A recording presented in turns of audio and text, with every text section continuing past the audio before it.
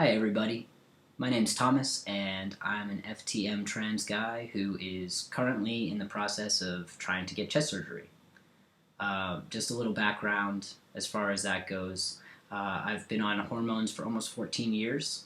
I'm 35 now. I started when I was 21 years old and I just haven't been able to afford chest surgery. So now that I'm finally on Medi-Cal and it's actually LA Care here in Los Angeles, and some of the surgeons are starting to be able to accept that insurance, um, it looks like I might actually be able to afford chest surgery, which is great.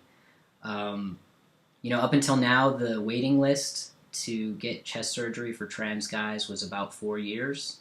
And now it looks like, after talking to my counselor today, that we might be down actually to about 1 year waiting time, which is great. I actually had to wait over a year to get my gender letter changed on my documents legally. So a year for surgery isn't that bad. Um, if you're a trans guy and you're looking into, who you should talk to or where you should go, the LGBT Center is an amazing resource. And I'm not going to give you any specific names on here of surgeons or counselors or doctors or anything, just because I want to support these people's privacy. But at the same time, if you ask me personally, I'll certainly give you that information.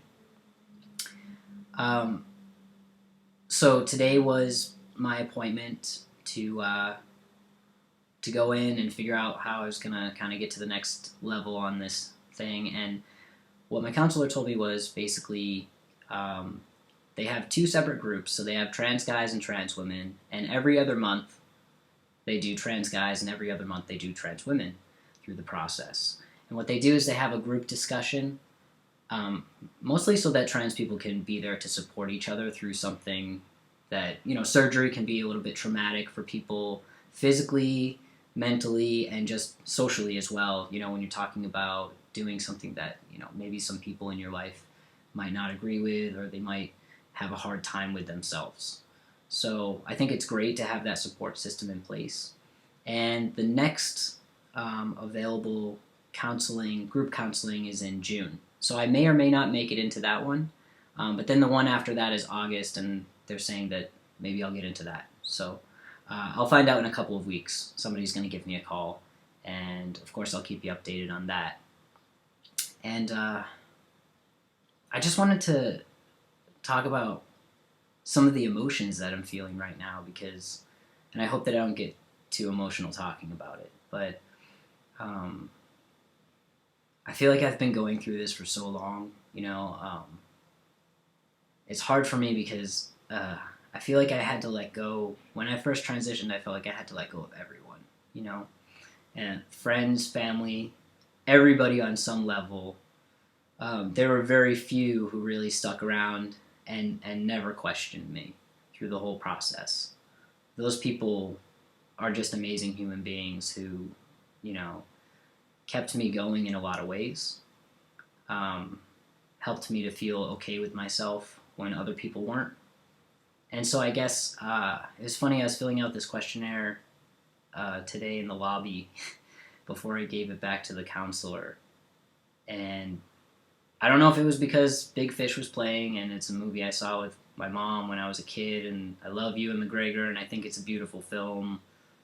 I don't know what it was, or if it was the questions that I was answering, but I started choking up a little bit, and I couldn't figure out exactly why. And then I realized that I'm probably going to go through the same thing again, except this time it might be different, and some of the folks that decide that, they're going to leave they might not come back. And I don't want to leave anyone, because I felt like I had to do that. And when I first went on hormones for a couple years, I avoided people. I avoided family gatherings. I avoided being around anyone from my hometown. Anyone who would feel uncomfortable by seeing a different me or different looking me, I I still do it at times. And people don't realize that, they can feel bad for me, which I don't want, or they can have a lot of compassion toward me, even if they're angry. But that's not the thing that really gets to me. It's the fact that I can make somebody else feel bad, like that I could hurt anybody close to me because of doing what I do, and that people might take it personally that I might do things just to prove a point when there's really no point to prove, and this really is about me. And I think that was one of the things that started to really make me emotional, especially when I was talking to this counselor. It kind of got to me for a minute. I said, it's been a long time since I actually did anything for myself. And I had given up hope that this could ever happen. I always kept it as a sort of hope in the back of my mind, but I just never figured I'd be able to afford it or that it would happen. And you start to get into this place, and for me it's all surreal. So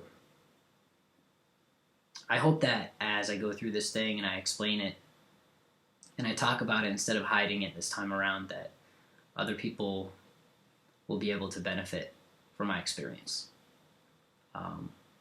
And thanks for giving me the space to talk to you guys about it. And as time goes on and, I get that phone call or whatever else comes along, I'll keep talking to you, letting you know where I'm at. Thanks for taking the time to listen to me today.